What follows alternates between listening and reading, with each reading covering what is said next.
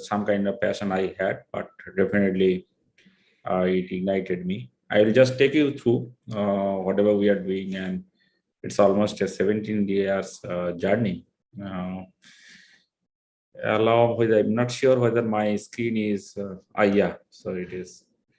Now I can share my screen, and then maybe I have a small PPT which I can share with you and take us through. So please confirm whether my screen is visible to you. Yes, we can see it. Just you can go to the slide. Yes, so that's good. Yeah, so why is the slide mode, by the way? Just a minute.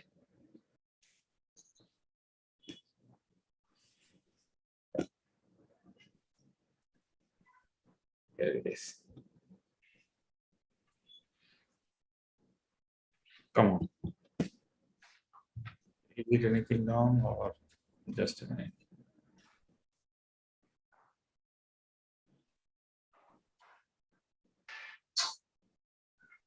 Something happening, but anyway, how to go into that screen mode, and it's not somewhere, it's not displaying bottom. Hello, Shankarta, can you hear me? Yeah. So I'm not being able to go into this mode, you know. Can you? No, it's the one on the left of the slider. If you see the zoom slider where you were. Yeah. No. Or go to slideshow. Yeah, I'm not being able to go into slideshow. No. Go to slideshow on the top, like next to home, insert, drop, design, then slideshow. In the menu, In the top. Yeah. And play from start. Yeah. Thank you. Yeah. So it's a story. Actually, it started from Asha, and now it's we consider it's a real success story. I'll be talking last half an hour or so on predominantly on two things. I have been asked that I should talk about how the sustainable education program can be in the current context in India. And I added, or I insisted, even the last topic, even the education for sustainability programs, whatever we are doing, that's actually my realization in working in ground. So that are the topics probably I'm going to cover. Here is a kind of agenda I'm going to talk. And definitely I'll be talking a few minutes about myself. I already started and talk about Mukti. And then I'll be talking for the sustainability of education programs and how the educations and the awareness is required to make sustainability, or it is required for sustainability for in development sector, wherever we are working, not only just in education sector. And it's a big journey now, almost 17 years.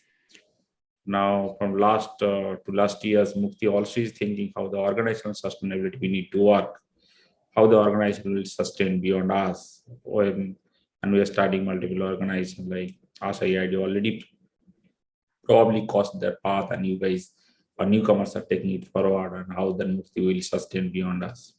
And definitely we'll be discussing as we are working closely with ground. If you have any kind of a question or queries, I'll be happy to answer.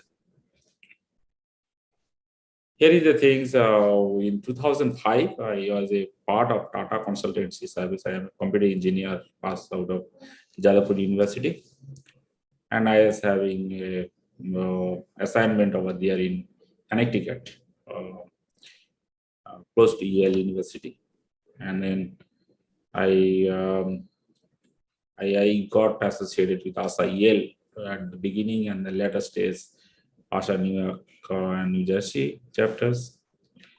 And then I was part of at normally the whatever you guys are doing, like raising funds, something project and others.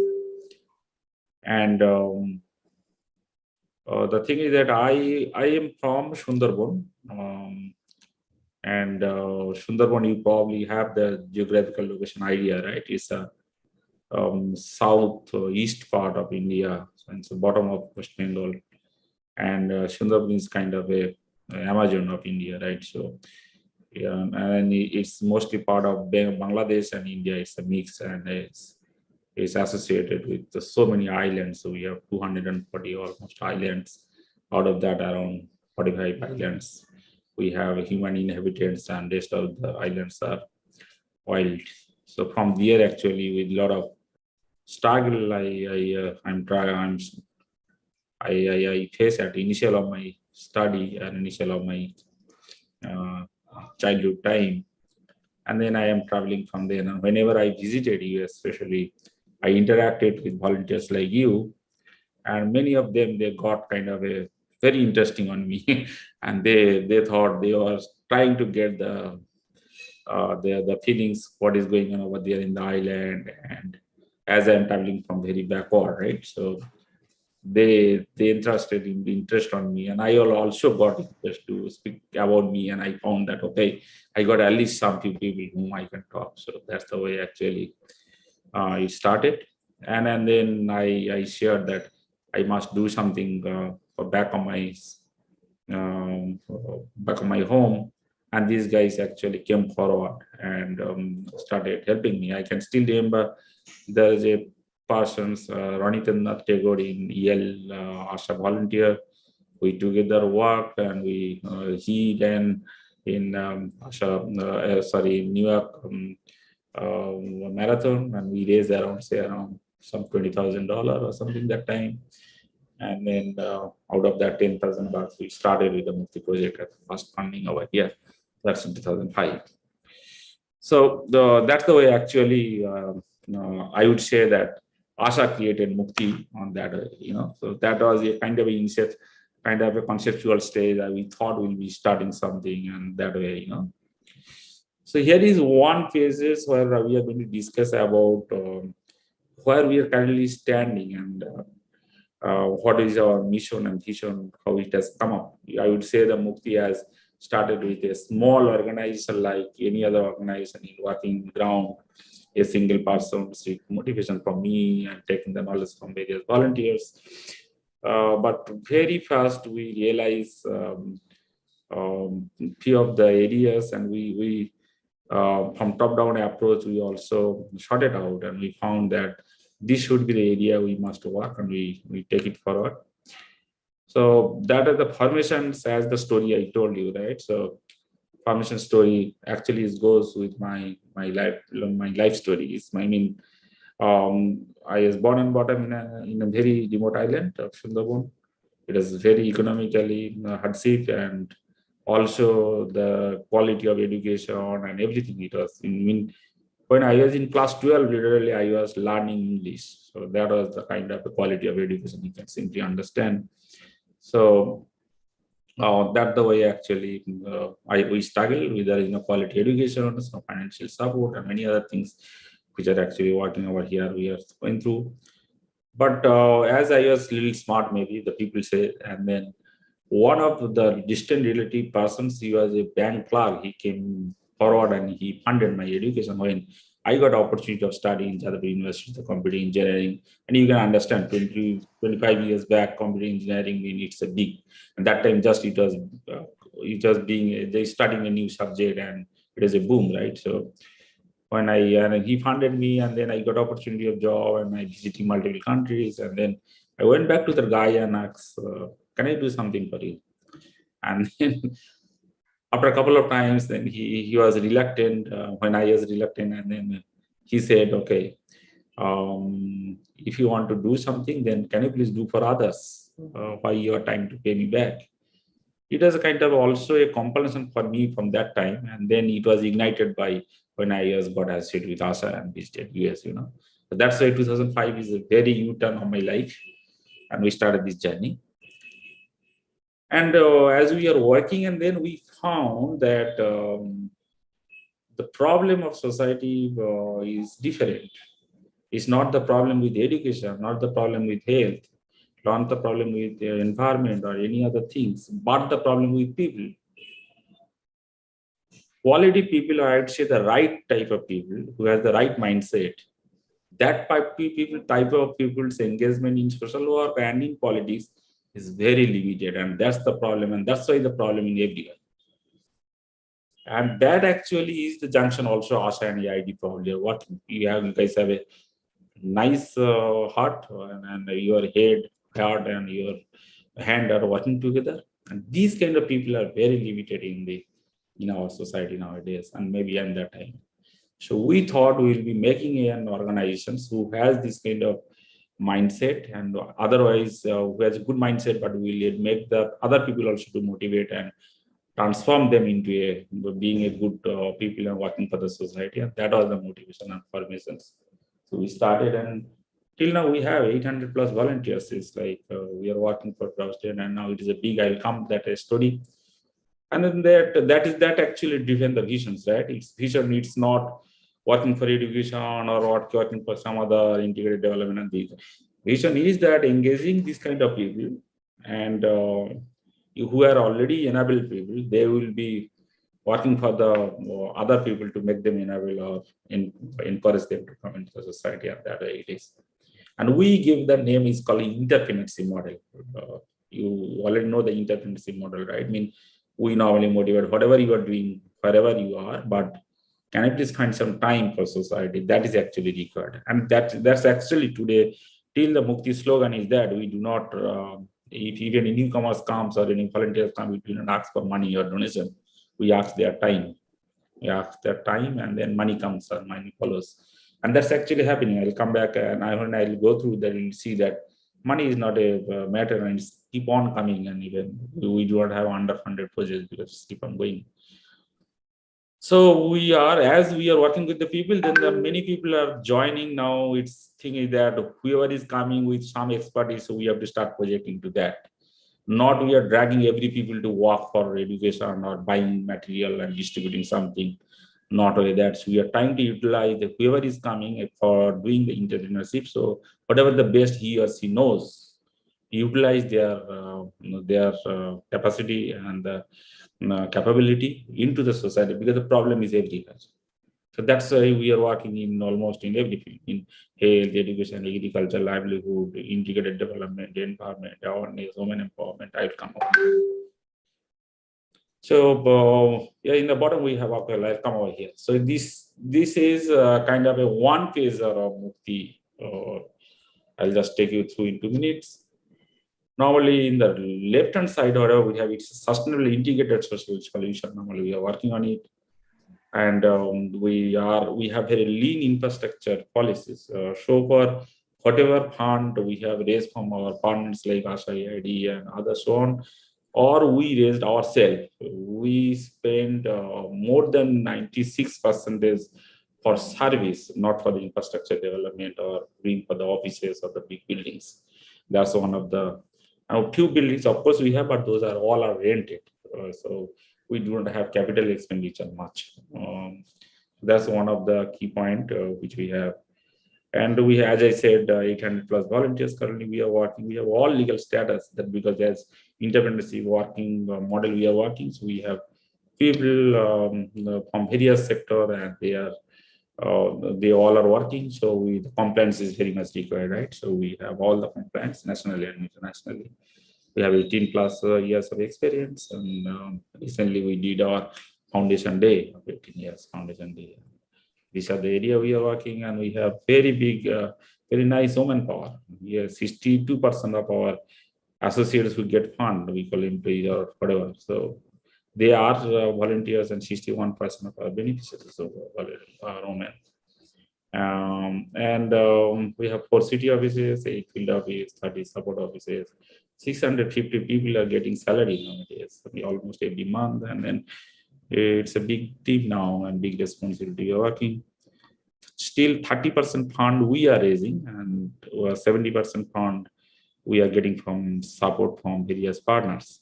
It was 40-60, but now last 2 years, so many partners actually started working with us. So it has reduced our own fund has not been reduced, but percentage got changed. So, and yes, we have almost touched 10 million people's life, and 0.5 million people every year we are touching their life.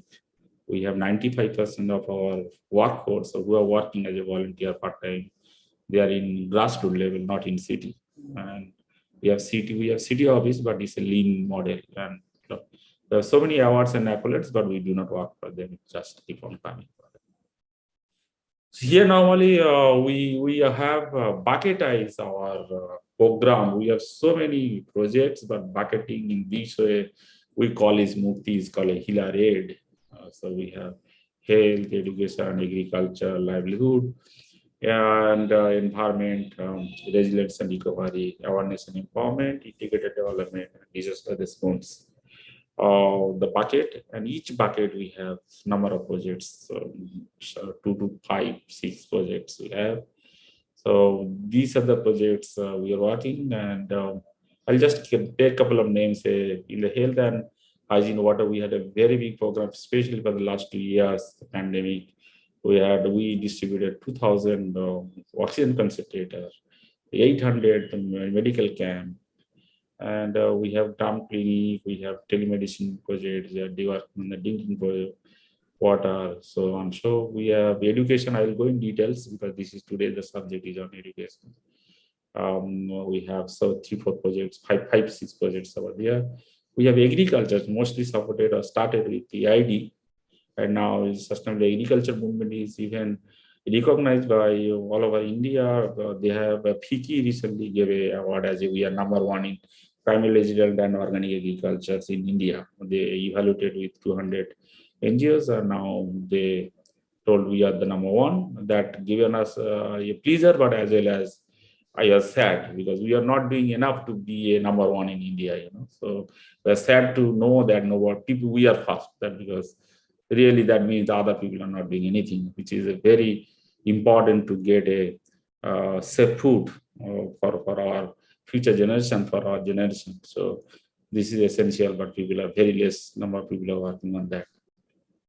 Livelihood, of course, the post-pandemic situation. It was scared in the before pandemic and after pandemic. It's a disaster, right? So unorganized sector, they lost jobs. We need skill development training. We have 3, 4 projects over there. We have businesses where we are engaging people, creating job. We have CDBs, a small industrial development bank working with us for skill development. We have central government, state government, and we have our own skill development centers where we are working.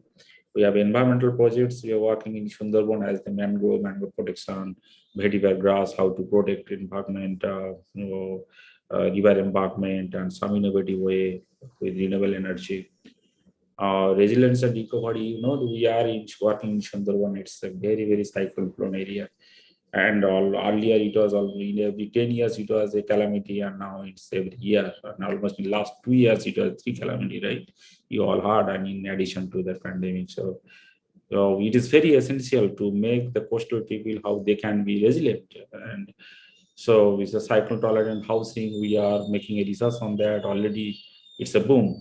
People from internationally, they started coming in. Nobody thought on that how to make a 2 lakh or 3 lakhs spending 3 lakh rupees using local material. It can tolerate 200 kilometers of storm, and it will be cyclone proof, and it will be flat proof for resilience. So that's we made a very nice progress on that. 3 prototype done, 100 piloting is going on. Many people are coming on, and we are planning to support in the coastal areas housing solutions over there. And in addition to that, agriculture and others we are doing. We have awareness and empowerment. We have a very big women empowerment process, especially Oak Foundation is working with us, amplifying community voice. We have a voice project working for gender sensitization and taking the women rights. So that's the initiative of EID, and now Kolkata Foundation also showing interest. We have a 30,000 women working for Mukti Community Development Fund, one of the women innovative self-help group model which Mukti invented. It's our own model, and it's keep on expanding. We have integrated development, mean whatever we are doing, we are now putting in one village, one place geographically, and trying to see how integratedly how it is working. So we are taking one of the villages, we are taking care of their health, education, agriculture. So after the problem, and we are trying to solve, and then we see. So these three villages we have so far we are adapted. One in Sundarban, one in kind of a Joyanapan area, another one recently we have taken over in Ilegra, Nindapur. So like that, few of the geographical location we are taking up and then making holistic development over there with all the tools, And of course, the disaster, as Padana was saying, is the Aila, Bulbul, Amphan, and so on, keep on, and how many we have to teach, we don't know. So, but it's kind of, there is no choice as we are working in the coastal area, one after one, this kind of calamity coming in, and then we are fighting in. And now, as we are fighting now, we are expert into it. So it's like that, So these are the numbers just to say the impact story, but nothing to say. But few other things I can just read out. Maybe the agriculture 11,000 farmers are working, and we are end to end. I mean, we are giving training how to make private resident or organic agriculture. We are buying their product. We are distributing that. We have a app. We have website, and it's going the doorstep delivery in Calcutta, or entire Calcutta. And then we have packaging, we have food processing. So this end-to-end solution is working. We have landless farming, we have certifications, we have health program, as I said, we have education programs, several education program will come in, and then so on the numbers we have. Here, I would now enter into the sustainability in education program, which probably the today's subject, right? And we all are looking to spend more time on that. So if you are interested for any other area, muktiweb.org, you can visit when we are talking. And if any of the areas, some other time we can talk on the other subject, but let's today focus on education and especially on the sustainable education program. So few different sessions for Mukti approach for education sustainability. We do not almost spend anything or very little on infrastructure development. Normally, the education working mean first people comes in mind that they will make a building for school and they will be writing a school name, and that we do not believe in. So our study shows is different. Our study, we found that we have several education programs in India and villages, but quality is compromised. So teacher student ratio is bad. First generation education parent cannot take care of their kids in home. They do not have any study environment at home, because from morning itself, the parents, they will go into field or some other work. They don't have study environment. They do not have study material. The teachers' quality is very bad. Even though they cannot, in village, we will not get good quality of teachers, or the motivation issues. They do not have money to buy private tuitions. These are the issues, not the infrastructures problem. We have now India or in the remote, we have enough infrastructures, and those infrastructures are mostly underutilized and even not being utilized properly. You will see many hospitals they are building, even the cattle are roaming around. So you do not have same as school. You will see so many school building and infrastructures because of maintenance. There's very bad conditions. It's dirty. The kids are not there. Even the kids are going. The teachers are not coming.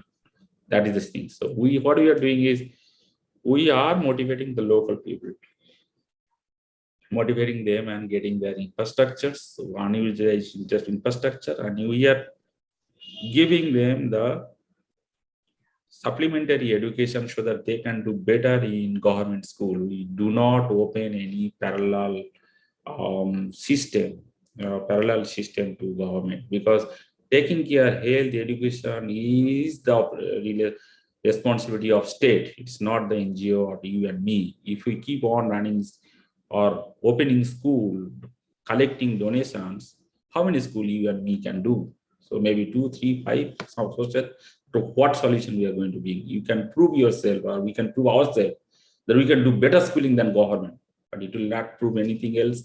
It is not bring the solution to the society, right? Because you need to take care of the million students who are actually compromising their education. So that's why whatever program we have, not only in education, other area, is kind of a supporting program to stay wherever the critical gap we are, where the state is not being able to perform better, or the other NGO, other people are not being able to perform better. We have critical gap in our working. So these are critical gap today.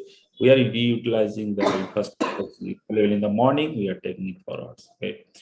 So you have model of TOT. Wherever we are working, we are first identifying the local people, and we are making them rigorously. We are working with them and making them the persons who will take care of the community. It's called community leadership, right? A community-led kind of concept is not community-driven. We call community leadership and community-led because they will be leading and will be supporting. So that's kind of approach normally we take, and entire Mukti is for that. And then if you see today, if you visit, I welcome you. You'll see there will be hundreds of local people. They are over the time they now empowered, and that was even a learning for me when in 2005 I was in US, and I came to know one of the good volunteers of Shobhanath Mukherjee in EID, and we decided that we will be making the local people ready because I was traveling that time abroad, multiple countries, and he is abroad outside. So we wanted to focus the local people's the engagement and their upliftment so that they can lead the program. So that's the whole approach which we have combined. And also whatever education program we have a significant amount of community contribution. Initially, that actually a learning. We started the first year 2005 with zero fees from student and everything. And then we found it's not working. Even the student is not coming in time. Teachers are not giving the importance. It's a human psychology. Human psychology. We realize that parents wants to spend some money for their kids so that they can take pride that they are doing something for their kids. So we have to give the opportunity, and it's a different level in every level. If we are earning lakhs, his layer is different, and if he's earning thousands, so his layer is different. But every parent wants to spend at least some money for their kids to make himself or herself as satisfied, understanding that they are doing something for their kids. Second thing is that whenever the money is or something, some contribution is coming, it's a kind of a parent and kids also will have give the importance that they are paying money and they'll be regular in school. And when some money is coming and we are distributing with the teachers, we're not taking Mukti, whatever in our model, we are giving 100% to the teachers. Teachers are getting two type of salary. One type of salary they are getting fixed, which raising fund from organizations, and one variable based on the number of students and raising fees from the community. Without deducting anything, it is we are dividing by 12, dividing by number of teachers, and we are giving to them. So it's a well balanced, and it's a kind of a responsibility coming, and it's a both side traction, And we have a lean funding and for scalability. We have them in mind that whatever program we are doing in raising 10 rupees or 100 rupees salary or something. We are very careful that because we are dealing a very large number of audience, right? We are not in the Canada or not in New Zealand. So you have a large population. So whatever program we are dealing, we have to scatter a huge population. So that's why we are very careful about spending and budgeting. So we are very lean funding methodology. And we have, of course, we have sponsorship programs. Sponsorship programs mean we not only depend on organization, we go for individual sponsorship.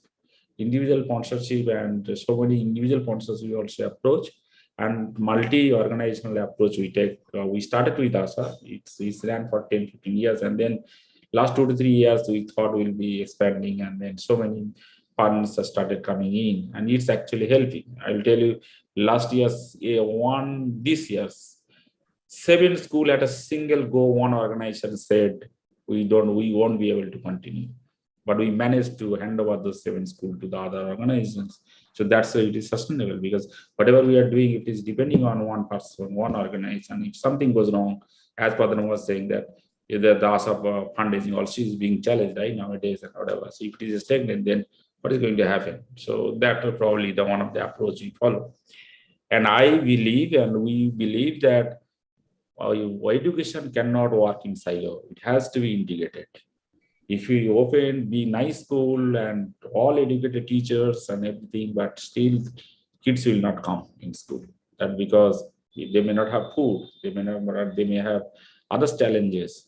So it has to have with a integrated approach. Otherwise, in silo development or working in education, it's not sustainable. That way, I would say. With the approach, let's see whatever we are doing. Okay. So this is a kind of a 6 program, and we are working one more program recently with Asha. And this most of the programs is supported by Asha. It will come later. We have Mukti Support School. It's kind of a remedial school, and which is very important, right, for this particular time. When after these 2 years of pandemic, the kids were sitting idle at the village, and it's because of digital discrimination, they could not go through the online school and everything. So literally they forget everything. This year, I came to know even they are giving class 10 exam, they are not being able to write their name. People and the kids are actually, they are not good in their mother tongue even. Forget about English and others. So even the language is problem. They cannot read and write. So how they will grab knowledge? So it's a big difference. So we need kind of a remedial solutions across West Bengal, India, I'd say. So and otherwise there will be a big one generation gap. Last 20 years, with a huge effort with a non-government organization, government, and every people, at least first generation of education was a upward trend. And but this pandemic situation will make us around at least 20 years, at least one generation back. A lot of students going to drop out. The last I was discussing with a few of the school, more than 50%, 50 to 60% kids either dropped out or about to be dropped out in a year or two because they are not at par in the class. So we are running 52 such school. It's going to be 62. Each school we have 150 kids accommodations, and we have 5 teachers. And of course, the infrastructure, not only infrastructure, as I said. So it's mean we are creating job for 260 teachers, 15 support centers. So it's a people are not getting job, and now unemployed youth they're getting jobs. So we have created almost 300 jobs, right, for them. And we are taking care of the 6,500 kids. So that's the way the remedial education is actually is going on. We have a book bank. It was a kind of, as I said, in 2005, we started with EL and then New York, New Jersey. And then this is more than 120,000 kids receive their books, and a huge number of books we are circulating because they are from poor background and they cannot afford the medicines and their material. And we have MIT program. We have MIT where we are taking care kind of a Institute of Technology, which we are taking care of the vocational roles, and many wherever the people are going, getting job, not getting jobs, so we are training them. So 800 got training, 210 got jobs so far in Mukti and outside in various places.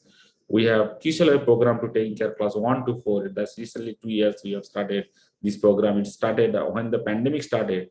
That time many people lost job, they went back to city and they were sitting idle. And when we are giving kind of a distributive materials and other, and we found the educated people are very shy to take the material in free of cost or doing kind of a very layman activity. So we engage educated women to take care of the kids, and we are giving them food. So it's a kind of a working kind of a education for food or food for education program. And that actually is coming 28 Kishalai school with 28 lady running with 500 kids. They are taking care.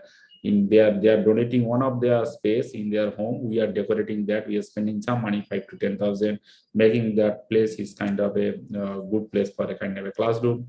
10 to 15, 20 kids, they are actually taking care by each of the women. So that's one of the initiatives which we have taken care of. We have started. We have started, especially before this pandemic, kind of a muktiacademy.in, you can browse in. So we have 5,000 such Bengali content where the teachers are teaching the concept and class. So those we have made it digitally available over there, so that who cannot go to school or who cannot afford private tuition, they can browse through the videos, and then and there are the multiple videos, and they can rate whoever is giving good briefing.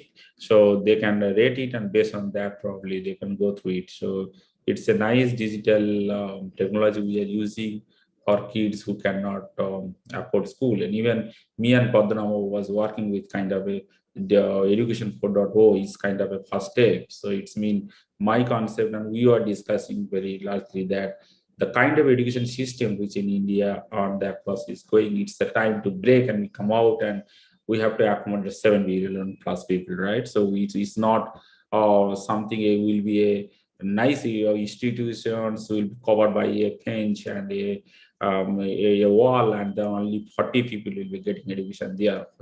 Now the education is required only for content, and content can be briefed in one teachers can teach, and that can make available to millions.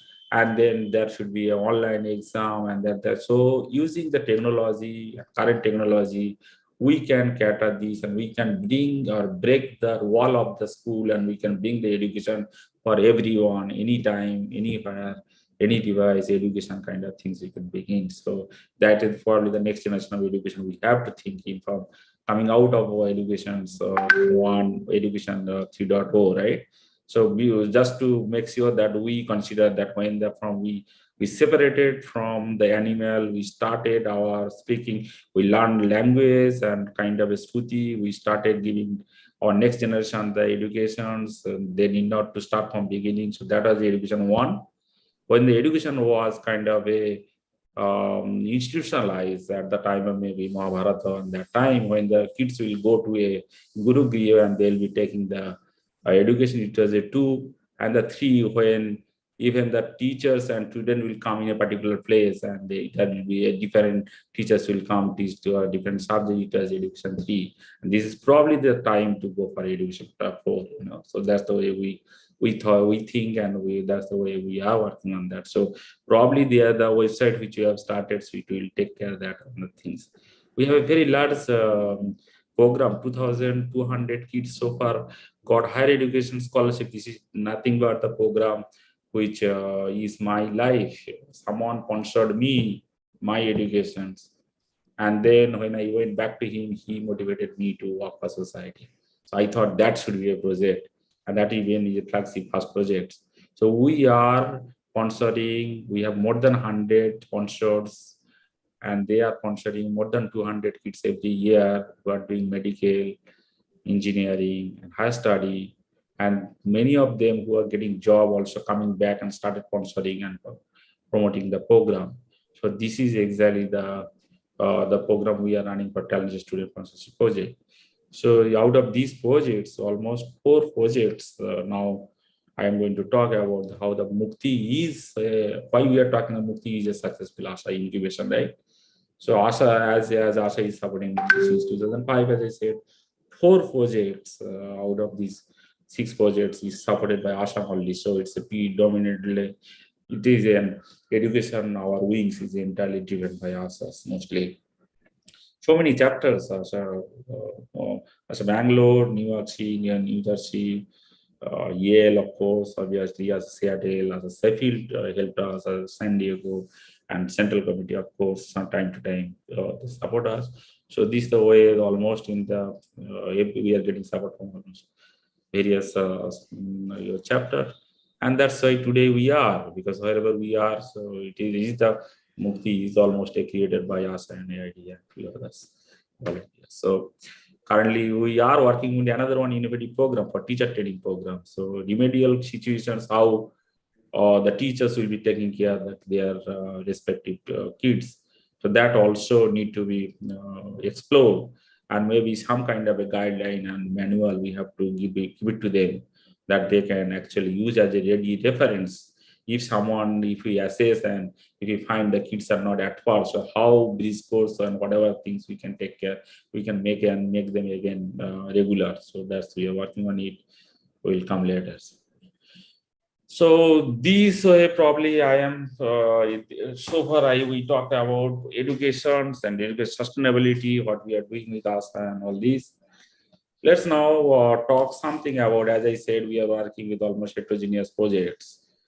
So how education should make other or education awareness, why it is important to make any project sustainable, because it's not, charity will not work right nowadays. So it's mean, and we believe education is the right, so it's kind of a, it should underline, and it's kind of enabler for everything, right? So as in the second point I said, education is the key element to break the vicious cycle.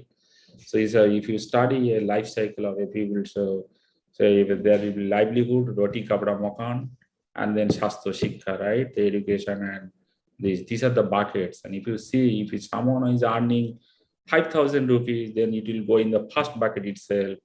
There will be very little left for the remaining 2, 3 buckets. There will be very remaining for education or health. There will be almost nothing because they will first eat. Livelihood is important. Kapda, makan is very important. But this if we cannot spend little bit, either or state or individuals or from other organizations, if we cannot take care of the education, this cycle cannot be break because it's a keep on that then next generation and next generation they'll keep on within the vicious cycle. The example in me, right? I am a first generation learner. And if I could not get a good education from the other university, I could not break this cycle. I would have been in another one place in Ireland, like the millions people are staying there. I could not get the opportunity to talk to you. So this is a very, very important. Education is important for sustainability of any development and breaking the cycle, okay? Breaking the vicious cycle. And awareness is important. That's why it is in almost every project. We are giving huge importance. Right-based project, women development project, microfinance project, business project. Training and awareness and empowerment is a big subject for us in every project, and we give importance to that. Everywhere we are working for competition development. You all know, right, the 5C model. So the part of competency is the number one. If the people do not have the teacher doesn't have competency to teach, if a farmer doesn't have competency to produce a climate organic vegetables, if a lady cannot talk about their rights, if people in who is actually dependent on environment or cutting wood, he doesn't know about his rights. So then what will happen? So the education and the awareness is required everywhere. That should be the approach. Okay. And we believe sorry, there is some the cost to society education, it should be cost to society and invited comma. It's mean normally the development in nowadays is going on some way or other, making their project, their livelihood, or that particular person is winner. Irrespective of thinking the holistically, the cost is being maybe transferred to others. Say many people are making money out of environment cost, out of society cost. So if we are passing our cost to someone, we are making our room cool, but are making someone's room hot, right? So it's mean that if unless we are taking care of holistic approach and we are not cost to society, or I would say even cost to theoretically it should be cost to universe, but forget about that. We can at least talk about cost to natures or cost to holistically. If you are thinking that what are the cost, then it's not a sustainable, and it's not, it cannot sustain. It may be in a short run you may think that okay, it's working good, but actually it doesn't work good. Nowadays we are talking, right, even in entire development in developed country, whatever they have done, now they're thinking, they're going back to drawing board of thinking whether they have done the right thing or not, right? And many things they have said that they have not done the right. So in the longer, in short term, it seems it's a sustainable, but it's not actually. And then, and as I said, the education cannot work in silo. It has to be integrated. So that way, I think education and awareness not only it's restricted to kids. Education should be in every field. Education is required for every volunteer also. Because the people are nowadays coming, it's a kind of working for society or charity, it's kind of another one fashion. People made a lot of sin, a lot of wrong things, wrongdoing in their entire career. And when they realize after 50 or 60, they thought they need to do something for society. And again, they will come and they will do something and they will expect some kind of award, medal or something, because they cannot think beyond that. They only think that they will work and they will get something back because it's a transactional mode. So they cannot think there's something beyond that. So that way probably, so it is very important that we are working in that kind of approach. Well, because of time, I'm making short. I'm going into now I'm going to talk about the organizational sustainability. We talk about how the programs can be sustainable and education program sustainability. Now the organizational sustainability is very, very important. If the Asha cannot sustain, we are in challenge. If the Mukti cannot sustain, there will be 560 people who are employed on us and they will be in challenge. And there will be 1.5 million beneficiaries are in challenge. So keeping or putting oxygen on parents' face knows it is first important before taking care of kids, and it is essential part. But many of the people, they do not take care. I appreciate that Asha has very Asha and EID, of course, they have that kind of a approach. I can still remember that they have a kind of a framework that they think about that or that way. But if it is not in some other chapters, I would request to think of that. Say, for example, you have 200 odd projects you are running across India. We have to think that their project is sustained. They are making their next generation ready. I have seen many projects. The people are working 20, 30 years good. When there is a health deterioration for that particular volunteer or the persons, then nobody is the next person to take care, and then the project is gone, and then entire is not sustained, right? So whatever we are doing, so it is important. So let's discuss about the Mukti, what we are thinking. Well, what we are thinking is a three pillar in the middle. We call this value education. Is called as a Mukti Sati. Who are 800 volunteers, as I said. We are creating more and more volunteers. It's like we are teaching talented student sponsorship projects. We are regularly telling them we are motivating them. We are engaging them for the society, so that in the next volunteers will come out, the right mindset people will come out to take the people. Running for any business, either non-profit business or profit business, we need two things. One thing is the nice persons or entrepreneur, and we need some capital. So two things we have done in the way sustainability. We are investing on people to come out, and many people should come out and take the initiative forward. We are being next level and next to next level. We are making ready. And the next two pillar, we have kind of a partners. We have a very nice, almost more than 100 partners now. We started with Asha. I will come over on a slide later. And we have community business. It's a new concept we have introduced, a little bit advanced than your community, a cooperative business and others. Community business means business will be owned by community. So we have started kind of a Mukti phase to take care or sell the organic vegetable which farmers are selling. So like that, we have kind of a Mukti Green who are taking us selling the green planting material. So like that. So every project, there is a kind of a business we are tagging who will be generating money, and that they will be refunding for this kind of a social project. Nobody will be taking the money out of that. So that's the model we have. And of course, we have the partners. And in the middle, we have so many program areas, as I said, right? I'm not going through later the bottom one and others, but this is kind of a sustainability. We are thinking about the organization point, and I believe every organization should think about who are the next person in the next 100 years who will be running their organizations in absence of these leaders, and who will be funding them, and how the funding source will be, who will be their lively minded partners, and how what will be the relationship with them. So these kind of things should come out, and we are also following. This is the community business I was talking to you, right? So this just stands like, so we have so many business, but it will be the community, but profit will go back to a one pool. That will be one of the source of the funding source. Not only the organization like Mukti will be dependent on Asha, EID, or many other partners. In one decision of central government can jeopardize the other organization's life over here in India, right? So now we have seen it. So like FCR and many things going on, right? So it's very essential to think about that sustainability point and how it goes. So that's the way many of the logos we are designing. One or two businesses coming out of the break even, and we have started making profit. One of the Mukti players started making profit. Others are incubation going on. Few are all very close to break even. Few are incubation going on like that.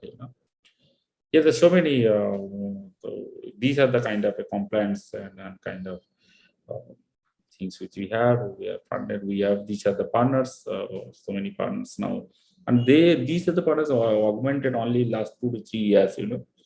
Before that, Asha and EID we are only working, and I was also outside of India.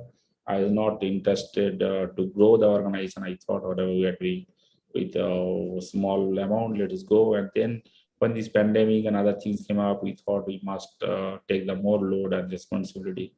And then found many of the organizations, they started showing interest on us, and then now it's going on. So we have now so many partners within each of the areas, and we will taking forward.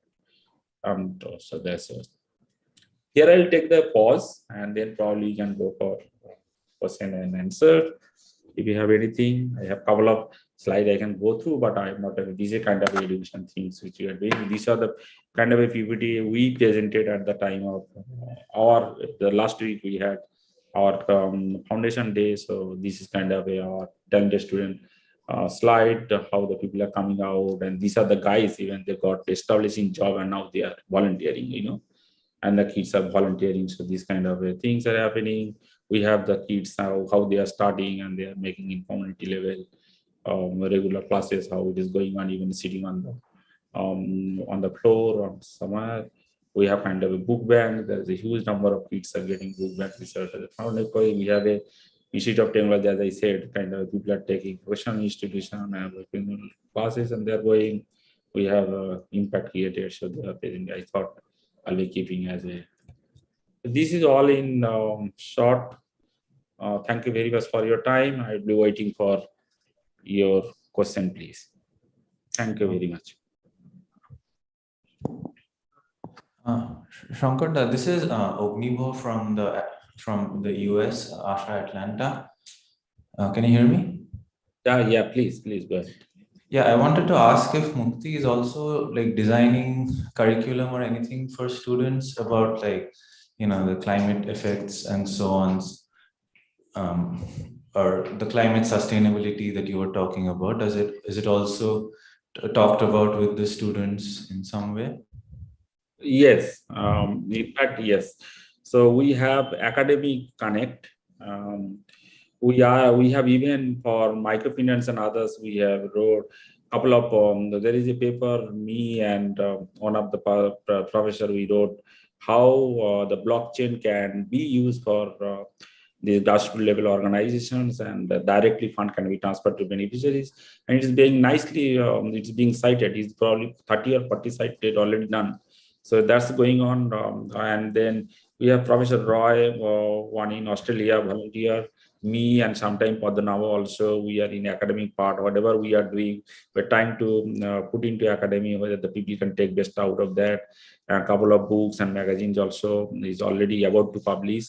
And a couple of institutions, yeah, we have a West Bengal Technology University over here.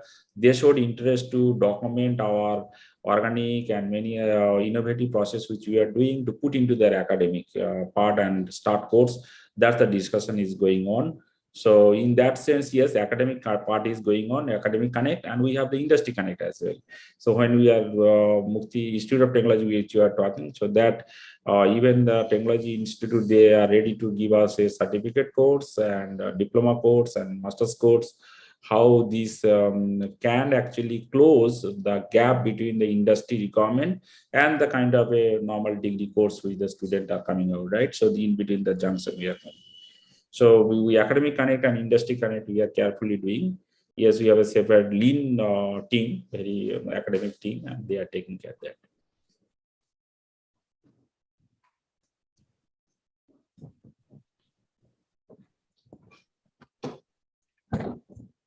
This is Shobit from Asha Cornell. Can you elaborate on the teachers training modules that you have?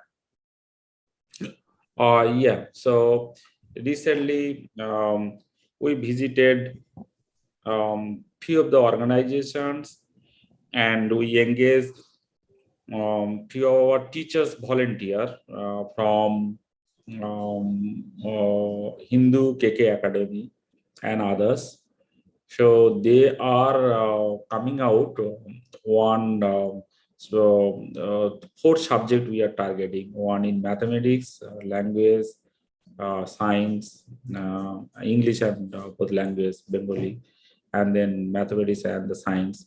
So how we are planning that, how these remedial situations, how the teachers will be taught that how they will be assessing kids, and then they will be grading them kind of at par, and about they are below, but it can be, we can make a breeze course and make them available in a year or make them at par in a year. A few kids are below standard and they may some way or other we have to take care of them. So the kind of a assessment module is being ready, and also the how the teachers will be using that assessment materials. and how they will be taking care of that kids, putting into a same class. Because if a class 8 kids, if we ask them to go and sit in class 7 or 6, immediately there will drop out, right? Because we have to keep that kids in the same class, and inside the class also teacher has to keep in mind that they have a different, they belong from different category, and that's the way they have to assess them, give them the challenge, and then get it done. So that actually the module is being developed. That we call Mukti Teacher Training MTT, and that's recently we are getting support from Asha, and hopefully in few months we'll come out the module. And that module, once it is done, then probably we'll be printing that, and we'll be sending to whoever is interested, government school, non-government school, and so that they can take it forward. I would say if it is this type of study already might have, if it is done across other chapter of Asha, we can share the best practice, if they have already done. Because the mathematics and science, maybe it will be language different, but almost the approach will be same, right? Maybe the Bengali will be different here, but the English, especially the English, science and mathematics, you can check in Asha and we can get it connected. We can work together, because this is not the problem in West Bengal only, because I believe that it is the problem of across India and maybe whole world. Who knows? All the development have the same. Sankarda, there is no more question in the room, and I presume there is no question on Zoom as well. So I would like to take this opportunity to thank you. It was amazing to see the journey of Mukti, starting just less than 20 years back and where it is right now. The way you are approaching. Right, there is one question. Sorry, go ahead, Girish.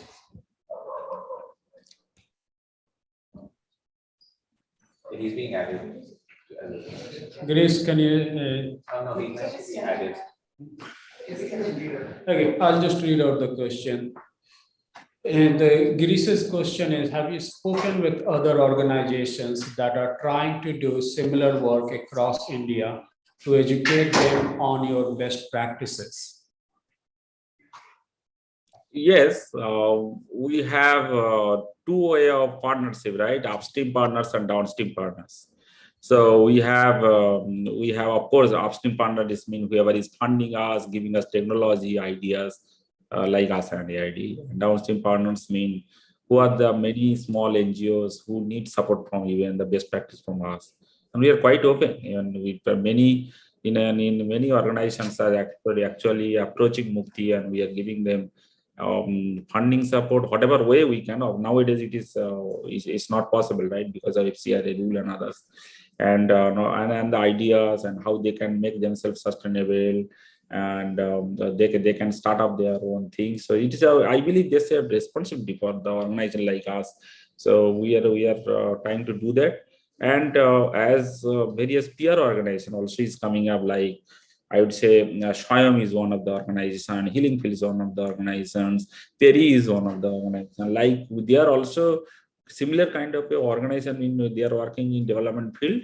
And whenever we are coming and doing a partnership with them, wherever they are good, we are taking their help. Say, if you are going for a right-based project, then the Swayam is going and taking care of our training part.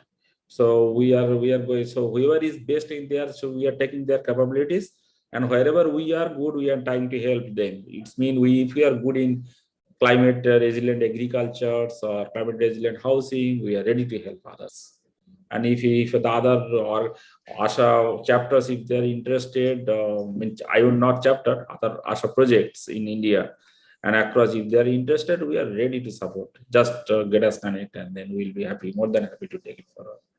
Thank you very much, Girish. And I understand that I will be talking to you. You are in New York chapter, so we have a very long fascination and with New York chapter. So I'll talk to you offline and take it forward, please. Thank you. Definitely. Thank you. Thank you, Sankarda. Again, it was an amazing journey that we learned from, and I'm sure we'll continue to have this partnership. Thank you, and have a good night. Thank you very much.